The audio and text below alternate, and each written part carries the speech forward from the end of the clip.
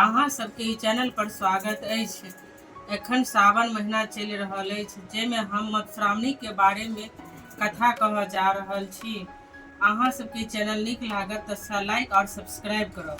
मधुश्रावणी जे अछि सावन महीना में नाग पंचमी दिन से शुरू भऽ रहल अछि।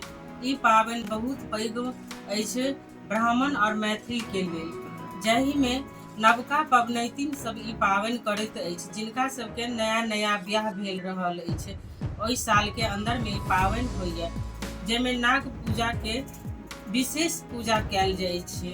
एहिमे गौरी और शंकर के सेहो के कथा के वर्णन अबैया और नाग नागिन के सेहो पूजा कयल जाइए। पबनैतिन सब जे छथि से नाग पंचमी दिन से पूजा स्टार्ट कऽ दै छथिन और ओ पूजा में मैना पात, लावा, दूध, दही एकर सबके नाग नागिन सबके चढ़ै छै, जाहिमे लावा और दूध स्पेशल हुनकर भोजन प्रिय छनि। ई पाबनि केना शुरू भेल मिथिला में, ओही के ऊपर हम कहऽ जा रहल छी। एगो बूढ़ी छलथि है, ओ रोज पोखरि में नहाय के लेल जाइ छलथि है। रोज नहा के अबै छलथि है तऽ अपन नित्य के क्रियाक्रम अपन करैत रहै छलथि है, पूजा पाठ केनाइ सब तरह के। एक दिन पोखरि में नहाय के लेल गेलखिन, देखलखिन पोखरि में किछु सांप के पौआ जे छलै ने से लहलह लहलह करै छलैया। तऽ हुनका देख कऽ बड़ा आश्चर्य लगलनि, तऽ ओ फेर ओते ध्यान नहीं देलखिन, ओ अपन नहा कऽ आबि जाइत रहलखिन। तहन हुनका बूढ़ी के कहलखिन कि नाग नागिन सब जे अहाँ जे छी न से गाँव में प्रचार करू ग जे आइ नाग पंचमी के दिन छै और हमर सब पूजा करैत, जाहि में खीर और घरजारू खाना बनबैत और पबनैतिन सब पूजा करैत, जकरा हम भाग सुहाग देबै आ सब तरह से ओ धन धान्य पूत सब भरल रहत। कहलखिन ठीक छै, लेकिन कहलखिन हम जे कहबै तऽ अगर हमर बात नहीं क्यों मानत तहन हम की करब। आ तऽ अहाँके कहऽ के फर्जे छै, ओहिके बाद हम देखबै। आ नीम नेबो से तकरो पूजा कयल जाइ छै। कहलखिन ठीक छै। गेलखिन गाम में सबके कहैले जे हम पोखरि में आइ नहाय के लेल गेल छलहुँ हैं, सांपक पौआ के देखलियै ओ लहलह करै छलथि है, तो ओ हमरा कहलथि है जे आइ नाग पंचमी दिन छै और खीर घर जाड़ के खाना बनते और रोटी नहीं सेकेते। रोटी सेकेला से नाग के माथा के चैन सेकाइत रहै छै, तऽ रोटी आइ क्यों नहीं बनेते। आ पबनैतिन सब जे छथिन से खीर और घर जाड़ के खाना बनते, वएह सब खेथिन। तऽ ठीक छै। तऽ जे किछु आदमी कहलखिन बुढ़िया तेनाहे बजै छै, लेकिन किछु आदमी केलखिन, किछु आदमी नहीं केलखिन। जे नहीं केलखिन तऽ ओ मरि गेलखिन तऽ फेर कहलखिन की उपाय कयल जाय।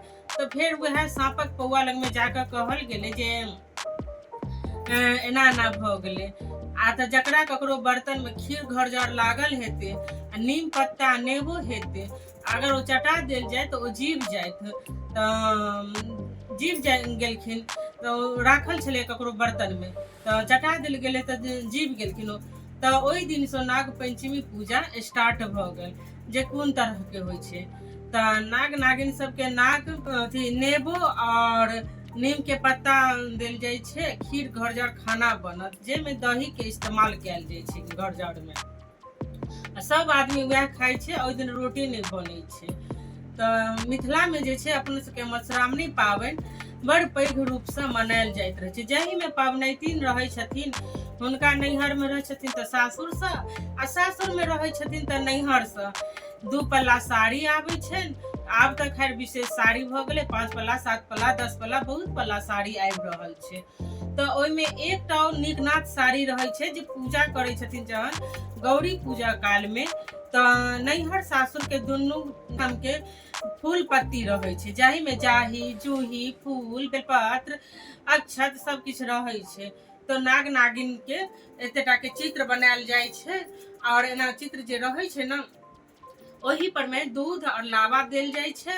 पहले मैना पात नीचा में बिछा देल जाइ छै, मैना पात बिछेला के बाद केला पत्ता सेहो रहै छै, आ मैना पात पर में सेहो आ केला पात पर में सेहो नाग नागिन के चित्र बनायल जाइ छै। मेहंदी सँ, काजल सँ, पिठार सँ, सिंदूर सँ, हल्दी सँ चित्र बनायल जाइ छै और माटि के सेहो नाग नागिन के चित्र बनायल जाइ छै।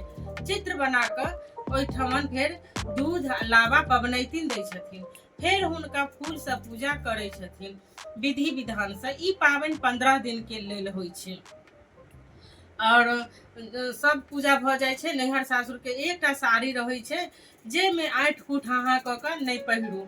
गौरी पूजा होइ छै, गौरी पूजा के सबके प्रसादी देल जाइ छै। 60 पूजा रहै छै जेमे लड़का के प्रसादी देल जाइ छै और ओइ के बाद ओ कथा सुनै छथि पबनैतिन, जेमे बीनी अबैया, दोहा अबैया आ गौरी शंकर के सेहो कथा के विस्तृत वर्णन रहै छै जे गौरी और शंकर माँ पार्वती भोला बाबा के केना की भेल छनि, पूरा हुनकर बियाह से ल क सब किछ के वर्णन कैल जाइ छै। तो ई कथा अहाँ के एक दिन में संपन्न नहीं भ सकैया। ई कथा में 15 दिन के टाइम लागे छै, जहि में रोज माँ पार्वती आ पिता महादेव के सबटा वर्णन कैल जाइ छै। ओही में ई श्रृंखला आबै छै। हुनकर बेटी के रूप के सेहो कहानी आबै छै, जेमे बेटी हुनकर कहै छथिन कि जे हमर पूजा किया नहीं होइया।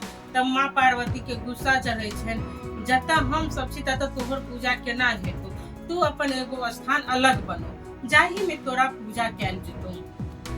तो भोला बाबा के कहलखिन कि जे ई हमरा ठीक नहीं लागे, हमरा तऽ कियो आबै छलै पूजा करे के लेल तऽ माँ पार्वती आ शिव जी के पूजा करै छलै। हुनकर बेटी छलनि हैं जया, बिषहरी, शामली, तऽ कियो ने पूजा करै छलै। हुनका क्रोध आबि जाइ छलनि हैं, ओ सबके डैस लै छलखिन हैं जे केना ई छै। तो ओही में एगो पबनैतिन बड़ा अपन नियम से करै छलखिन हैं, तहन हुनका हरायल गेलनि और हुनकर साथ के बौआ सबके जे छलनि हैं तो पूजा कैल गेलनि। नाग नागिन सबके पूजा बहुत महान से तहन फेर पबनैतिन सबके आशीर्वाद द क गेलखिन जे जते नीक से हमर पूजा केलौ आ हमर दिन स्पेशल बनेलौ, एही के लेल अहाँ के धन धान्य से संपूर्ण करै छी। ई कथा जे अछि से सावने महीना के तृतीया पक्ष इजोरिया में संपन्न होइया, पबनैतिन सब करै छथि संपन्न। और जाहि में दोहा अछि जे गौरी के शंकर के कहल गेल छै। ई कथा हम एतहि समाप्त कर रहल छी, फिर दोसर वीडियो में दोसर कथा कहब। जय मिथिला, जय मैथिली।